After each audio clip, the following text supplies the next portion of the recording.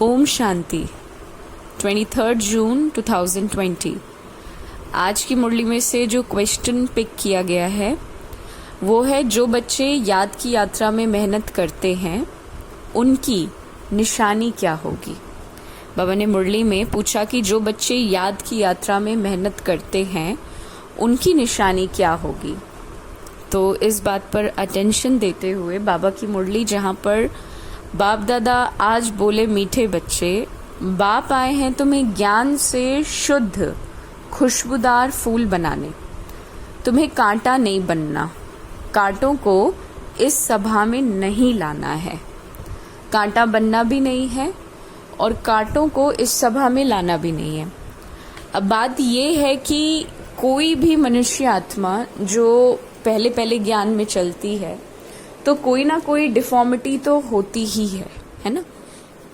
कोई ना कोई अवगुण तो डेफिनेटली शुरू में रहता ही है।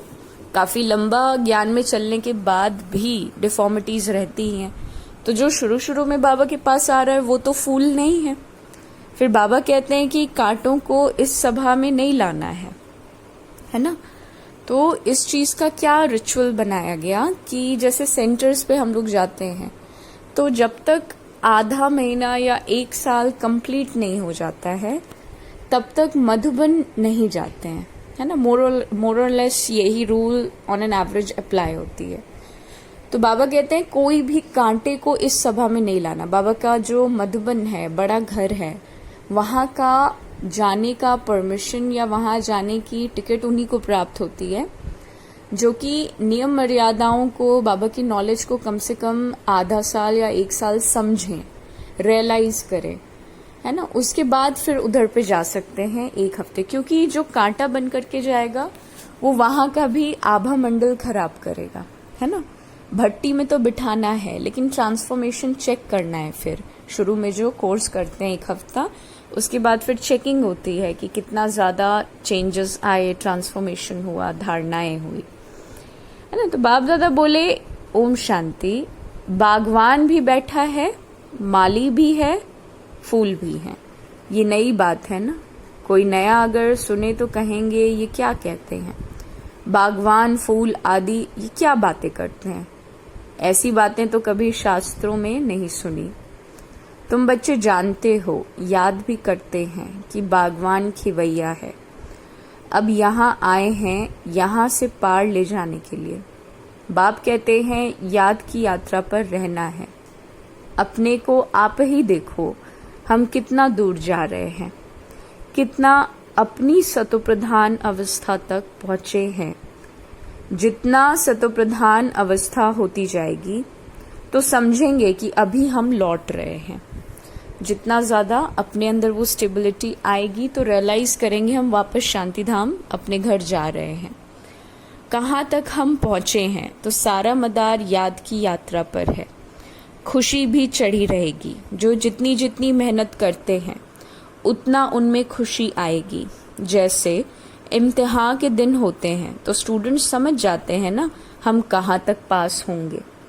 यहाँ भी कुछ ऐसा ही है। हर एक बच्चा अपने को जानते हैं कि कहाँ तक हम खुशबूदार फूल बने हैं, कितना खुशबूदार फिर औरों को बनाते हैं। तो ये गाया ही जाता है कांटों का जंगल और वो है फूलों का बगीचा। मुसलमान लोग भी कहते हैं गार्डन ऑफ अल्लाह, समझते हैं वहाँ एक बगीचा है।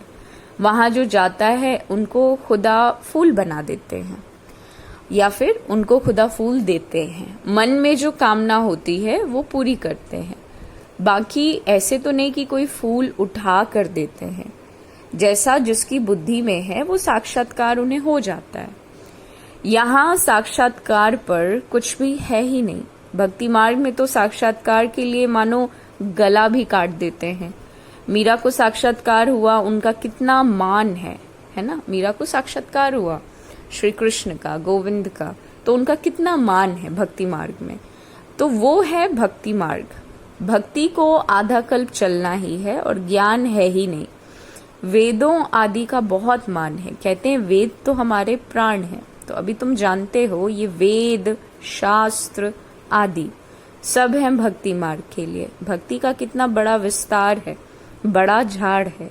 ज्ञान है बीज। अभी ज्ञान से तुम कितने शुद्ध होते हो, खुशबूदार बनते हो। ये तुम्हारा बगीचा है ना। यहाँ कांटा किसी को भी नहीं कहेंगे, क्योंकि यहाँ विकार में कोई नहीं जाता। कांटे को बाबा ने बिल्कुल सरल शब्दों में स्पेसिफाई कर दिया ना, कि जो काम कटारी वाली चीज करे उसको कांटा कहेंगे। यहाँ विकार में कोई नहीं जाता, तो कहेंगे इस बगीचे में एक भी कांटा नहीं है।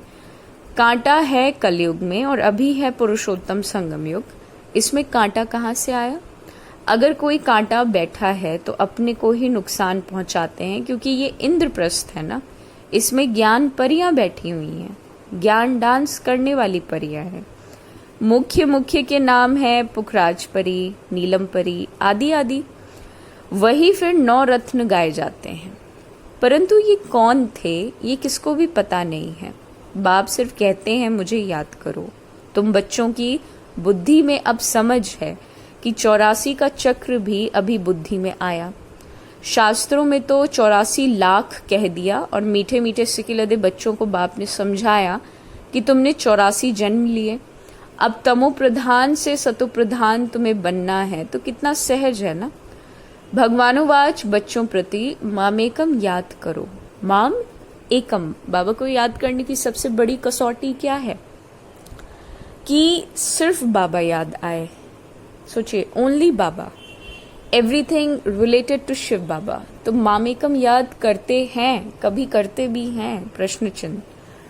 तो अभी तुम बच्चे खुशबूदार फूल बनने के लिए अपने को आत्मा समझ बाप को याद करो। कांटे नहीं बनो। यहाँ सब मीठे मीठे फूल हैं, कांटा नहीं। हाँ, माया के तूफान तो आएंगे। माया ऐसी कड़ी है जो झट से तुम्हें फंसा देगी। फिर पछताएंगे कि हमने ये क्या किया, हमारी तो की कमाई ही सारी चट हो गई। तो ये है बगीचा। बगीचे में अच्छे अच्छे फूल भी होते हैं, तो इस बगीचे में भी कोई तो फर्स्ट क्लास फूल होते हैं। जैसे मुगल गार्डन में अच्छे अच्छे फूल होते हैं, सब जाते हैं देखने। यहाँ तुम्हारे पास कोई देखने तो आएंगे नहीं ना। तुम कांटों को क्या मुंह दिखाएंगे? गायन भी है ना, मूत पलिती कपड़ धोए। तो बाबा को जप साहेब सुखमनी आदि सब याद थी। अखंड पाठ भी करते थे ब्रह्मा बाबा। 8 वर्ष का था तो पटका बांधता था, रहता ही मंदिर में था। मंदिर की चार्ज सारी हमारे ऊपर थी। अभी समझते हैं कि मूत पलिती कपड़े धोने का अर्थ क्या है। महिमा सारी बाबा की ही है ना। अभी तुम बच्चों को बाप बैठकर समझाते हैं, और ये जो एंटी ब्रह्मा कुमार कुमारीज होते हैं, उनके अकॉर्डिंग ब्रह्मा कुमार कुमारीज में किसी ने शास्त्र ही नहीं पढ़े हैं। उन्हें ब्रह्मा बाबा के बारे में कुछ पता ही नहीं है, and that's why they speak about him. Shiv Baba का कोई दूर दूर तक नॉलेज ही नहीं है ना। तो अभी तुम बच्चों को बाप बैठकर समझाते हैं। बच्चों को कहते भी हैं अच्छे अच्छे फूल, जो अच्छे अच्छे फूल हैं वो लाओ। जो अच्छे अच्छे फूल लाएंगे वो अच्छा फूल माना जाएगा। सभी कहते हैं ना हम श्री लक्ष्मी नारायण बनेंगे, तो गोया गुलाब के फूल हो गए। बाप कहते हैं अच्छा, तो तुम बच्चों के मुख में गुलाब, अब पुरुषार्थ कर सदा गुलाब बनो। ढेर के ढेर बच्चे हैं, प्रजा तो बहुत बन रही है। वहां है ही राजा रानी और प्रजा। सतयुग में वजीर होता ही नहीं, क्योंकि राजा में ही पावर रहती है ना। वजीर आदि से राय लेने की कोई दरकार नहीं रहती, नहीं तो राय देने वाला बड़ा हो जाएगा ना। वहां भगवान भगवती को राय की दरकार ही नहीं है। वजीर आदि तब होते हैं जब पतित होते हैं। भारत की तो बात है, और कोई खंड ही नहीं जहां राजाएं राजाओं को माथा टेकते हों। यहाँ ही दिखाया जाता है ज्ञान मार्ग में पूज्य, अज्ञान मार्ग में पुजारी। वो डबल ताज और वो सिंगल ताज। डबल ताज यानी विश्व का तो राज्य है ही प्रैक्टिकली, लेकिन पवित्रता भी है। सिंगल ताज यानी विश्व का राज्य है, परंतु पवित्रता का राज्य खो गया। तो भारत जैसा पवित्र खंड कोई है नहीं। पैराडाइज बहेश्त था तो तुम उसके लिए ही पढ़ते हो। अभी तुमको फूल बनना है। बागवान आया है, माली भी है, तो माली नंबरवार होते हैं, और बच्चे भी समझते हैं ये बगीचा है, इसमें कांटे नहीं। कांटे तो दुख देते हैं ना। अब बाप किसको दुख थोड़ी देता है, वो तो है ही दुख हरता सुख करता। कितना मीठा बाबा है। तुम बच्चों को बाप पर लव है, तो बाप भी बच्चों को लव करते हैं। ये पढ़ाई है ना। बाप कहते हैं मैं तुमको प्रैक्टिकल में पढ़ाता हूँ, और ये भी पढ़ते हैं, पढ़कर फिर पढ़ाओ तो और भी कांटे से फूल बने। भारत महादानी गाया हुआ है, क्यों? क्योंकि अभी तुम बच्चे महादानी बनते हो, अविनाशी ज्ञान रत्नों का तुम दान करते हो। बाबा ने समझाया आत्मा ही रूप बसंत है, बाबा भी रूप बसंत है, उनमें सारा ज्ञान है। ज्ञान का सागर तो परमपिता परमात्मा है ना, वो अथॉरिटी है। ज्ञान का सागर एक बाप है, इसलिए गाया जाता है सारा समुद्र स्याही बनाओ तो भी खुटने वाला नहीं है ना। सारे समुद्र को स्याही बना दो, पूरे धरती को पेपर बना दो, और सभी जंगलों को, फॉरेस्ट को कलम बना दो, तो भी ज्ञान नहीं लिखा जा सकता। समझ की कोई सीमा नहीं है ना। तो तुम्हारे पास कोई शास्त्र आदि थोड़ी है। वहां कोई पंडित आदि के पास जाएंगे तो समझते हैं पंडित बहुत पढ़ा हुआ अथॉरिटी है, इसने सब वेद शास्त्र कंठ किए हैं, फिर संस्कार ले जाते हैं तो छोटेपन से वो अध्ययन कर लेते हैं। तुम संस्कार नहीं ले जाते हो, तुम पढ़ाई की रिजल्ट ले जाते हो।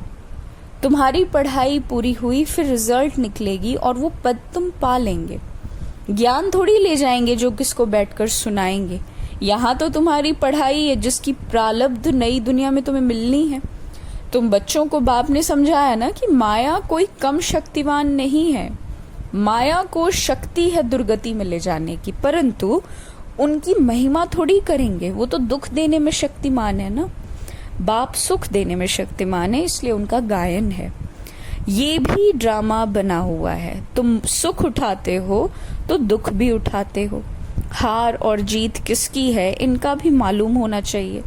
बाप भी भारत में आते हैं, जयंती भी भारत में ही मनाई जाती है। ये किसको भी पता नहीं कि शिव बाबा कब आया और क्या आकर किया था। नाम निशानी मानो गुम कर दिया, कृष्ण बच्चे का नाम दे दिया। वास्तव में बिलव्ड बाप ही महिमा अलग है और कृष्ण की महिमा अलग है। वो निराकार, वो साकार। कृष्ण की महिमा क्या है?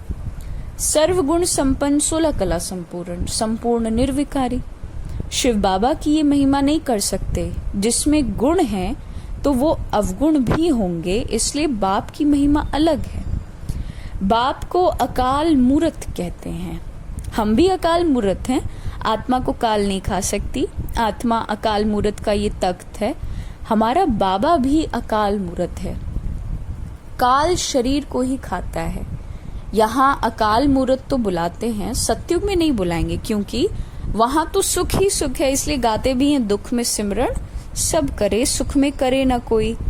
तो अभी रावण राज्य में कितना दुख है, बाप तो स्वर्ग का मालिक बनाते हैं, फिर वहां आधा कल्प कोई पुकारते ही नहीं। जैसे लौकिक बाप बच्चों को श्रृंगार कर वर्षा देकर खुद वानप्रस्थ अवस्था ले लेते हैं, सब कुछ बच्चों को देकर कहेंगे कि अभी हम सत्संग में जाते हैं, कुछ खाने के लिए भेजते रहना। ये बाबा तो ऐसे नहीं कहेंगे ना। ये तो कहते हैं मीठे मीठे बच्चों, हम तुमको विश्व की बादशाही देकर वानप्रस्थ में चले जाएंगे। हम थोड़ी कहेंगे खाने के लिए भेजना। लौकिक बच्चों का तो फर्ज है बाप की संभाल करना, नहीं तो खाएंगे कैसे। ये बाप तो कहते हैं मैं निष्काम सेवाधारी हूँ, मनुष्य कोई निष्काम नहीं हो सकता। भूख मर जाए, हम थोड़े भूख मरेंगे, हम तो अभोक्ता हैं। शरीर ही नहीं शिव बाबा के पास, है ना। हम तो अभोक्ता हैं। तुम बच्चों को विश्व की बादशाही देकर हम जाए विश्राम करते हैं, फिर हमारा पाठ बंद हो जाता है, फिर भक्ति मार्ग में शुरू होता है। ये अनादि ड्रामा बना हुआ है जो राज बाप ही बैठकर समझाते हैं। वास्तव में तुम्हारा पाठ सबसे जास्ती है, तो इजाफा भी तुमको ही मिलना चाहिए। मैं आराम करता हूं तो तुम फिर ब्रह्मांड के भी मालिक और विश्व के भी मालिक बनते हो। तुम्हारा नाम बड़ा होता है। ये ड्रामा का राज भी सिर्फ तुम ही जानते हो। तुम हो ज्ञान के फूल, दुनिया में एक भी ऐसे नहीं है। रात और दिन का फर्क है, वो रात में है, तुम दिन में हो। आजकल देखो वन उत्सव करते रहते हैं, अब भगवान मनुष्यों का वनोत्सव कर रहे हैं, है ना। बाप देखो कैसी कमाल करते हैं, जो मनुष्य को सीधे देवता, रंग को सीधे राव बना देते हैं। तो अभी बेहद के बाप से तुम सौदा लेने आए हो, कहते हो बाबा हमको रंग से राव बनाओ। ये तो बहुत अच्छा ग्राहक है। उनको तुम कहते भी हो दुख हरता सुख करता, इन जैसा दान कोई होता ही नहीं। वो सुख देने वाला है ना। तो बाप कहते हैं भक्ति मार्ग में भी मैं तुमको देता हूँ, ये ड्रामा में नूंद है साक्षात्कार आदि की। तो अब बाप बैठ समझाते हैं कि मैं क्या क्या करता हूँ, आगे चलकर समझाते रहेंगे। आखिरी अंत में तुम नंबरवार कर्मातीत अवस्था को पाएंगे और ये सब ड्रामा में नूंद है। फिर भी पुरुषार्थ कराया जाता है कि बाप को याद करो। बहुत इजी गोइंग वे में बाबा कह रहा है ना कि ड्रामा इटर्नल है, लेकिन जब तक शरीर में है तब तक इंटरेस्ट बना रहे लाइफ के लिए। सारे एक्शंस इसीलिए हैं। ड्रामा का रंगमंच है। अब शरीर ले लिया, कॉस्ट्यूम ले लिया तो खड़े थोड़ी रहेंगे, बैठे थोड़ी रहेंगे हाथ पे हाथ रख करके। एक्शंस करते रहते हैं। उसमें भी एक्शंस एलिवेटेड एक्शंस करते हैं, श्रीमत के अकॉर्डिंग करते हैं। फिर एक ना एक टाइम आएगा इस शरीर को छोड़कर दूसरा कॉस्ट्यूम ले लेना है। ड्रामा चलता रहेगा इटर्नली। इसी का नाम तो नॉलेज है ना। बाबा कहते हैं कि बरोबर ये महाभारत लड़ाई भी है, सब खत्म हो जाएगा, बाकी भारतवासी रहेंगे। फिर तुम विश्व पर राज्य करते हो। अभी बाप तुमको पढ़ाने आया है, वही ज्ञान का सागर है ना। ये भी खेल है, इसमें मूंझने की कोई बात ही नहीं। माया तूफान में लाएगी। बाप समझाते हैं इनसे डरना नहीं। बहुत गंदे गंदे संकल्प आएंगे, वो भी तब जब बाबा की गोद लेंगे। जब तक गोद ही नहीं ली तो माया इतना नहीं लड़ती, क्योंकि रियलाइजेशन ही नहीं है गड़बड़ कर रहे हैं। वो चीजें नेचुरल हो गई हैं, बिलीफ सिस्टम का पार्ट हो गई हैं, तो महसूस ही नहीं होता कि कुछ गलत भी है ना। काम विकार गलत है इवन आफ्टर मैरिज, ये चीज कभी सोचा ही नहीं। अब क्योंकि ये बात सोच रहे हैं, समझ रहे हैं, तो अब माया क्वेश्चंस उठाएगी, पुराने संस्कारों को चैलेंज करेगी। कमजोर हैं तो फिर प्रजा में आ जाएंगे। राजाई पद पाना तो अच्छा है ना, नहीं तो दास दासियां बनना पड़ेगा। ये सूर्यवंशी चंद्रवंशी राजधानी स्थापन हो रही है। अच्छा, उस निशानी को डिस्कस कर लेते हैं जो बाबा ने क्वेश्चन में पूछा कि याद की मेहनत करने वाले बच्चे बहुत खुशी में रहेंगे, है ना। दिल खुश मिठाई खाते रहेंगे बच्चे जो याद में रहने की एफर्ट डालते हैं। प्रयास भी कर रहे हैं ना तो भी खुश होंगे। प्रयास भी सही प्रयास, यथार्थ याद की प्रयास। बुद्धि में रहेगा कि अभी हम वापस लौट रहे हैं, फिर हमें खुशबूदार फूलों के बगीचे में जाना है। तुम याद की यात्रा से खुशबूदार बनते हो और दूसरों को भी बनाते हो। अच्छा, मीठे मीठे सिकिलधे बच्चों प्रति माता पिता बाप दादा का याद प्यार और गुड मॉर्निंग। रूहानी बाप की रूहानी बच्चों को नमस्ते। हम रूहानी बच्चों की रूहानी बाप दादा को याद प्यार गुड मॉर्निंग और नमस्ते नमस्ते। धारणा के लिए मुख्य सार बाबा ने रिकॉल कराया। रूप बसंत बन अविनाशी ज्ञान रत्नों का दान कर महादानी बनना है। जो पढ़ाई पढ़ते हो वो दूसरों को भी पढ़ानी है। सबसे बड़ा दान क्या है? किसी को समझ दे देना। वो कौन सी समझ? जो बाबा ने दी, एक्यूरेट समझ दे देना, जिससे लाइफ में किसी के खुशी आ जाए, है ना। सच्ची सेवा क्या कि सच में किसी का दिल प्रसन्न हो जाए, इंडिपेंडेंट हो जाए, है ना। किसी भी बात में मूंझना व डरना नहीं, अपनी संभाल करो। अपने आप से पूछना है कि किस प्रकार का फूल हूं, मेरे में कोई बदबू तो नहीं है। वरदान है संपन्न भव। अच्छा, संपन्न भव की डेफिनेशन भी है और उसकी युक्ति भी है। अब संपन्न की बाबा ने निशानी वरदान से पहले बता दी कि ना उम्मीदी की चिता पर बैठी हुई आत्माओं को नए जीवन का दान देने वाले त्रिमूर्ति प्राप्तियों से संपन्न भव। जो आत्मा बिल्कुल होपलेस है, कौन सी चिता पर बैठी है? ना उम्मीदी की चिता पे। कोई होप ही नहीं बचा लाइफ में, कोई उम्मीद ही नहीं है, सुसाइड के अलावा कोई ऑप्शन ही नहीं है। इस एक्सट्रीम में चले जाएं तो उन आत्माओं को भी नए जीवन का दान देना। बाबा ने कहा संगम युग पर बाप द्वारा सभी बच्चों को एवर हेल्दी, वेल्दी और हैप्पी रहने का त्रिमूर्ति वरदान प्राप्त होता है। Ever healthy, ever wealthy and ever happy. जो बच्चे इन तीनों प्राप्तियों से सदा संपन्न रहते हैं, उनका खुश नसीब हर्षित मुक्त चेहरा देखकर मानव जीवन में जीने का उमंग उत्साह आ जाता है, क्योंकि अभी मनुष्य जिंदा होते भी ना उम्मीदी की चिता पर हैं। अब ऐसी आत्माओं को मरजीवा बनाओ, नए जीवन का दान दो। सदा स्मृति में रहे कि ये तीनों प्राप्तियां हमारा जन्मसिद्ध अधिकार हैं। तीनों ही धारणाओं के लिए डबल अंडरलाइन लगाओ। और स्लोगन है न्यारे और अधिकारी होकर कर्म में आना। न्यारा और अधिकारी, यही बंधन मुक्त स्थिति है। ओम शांति।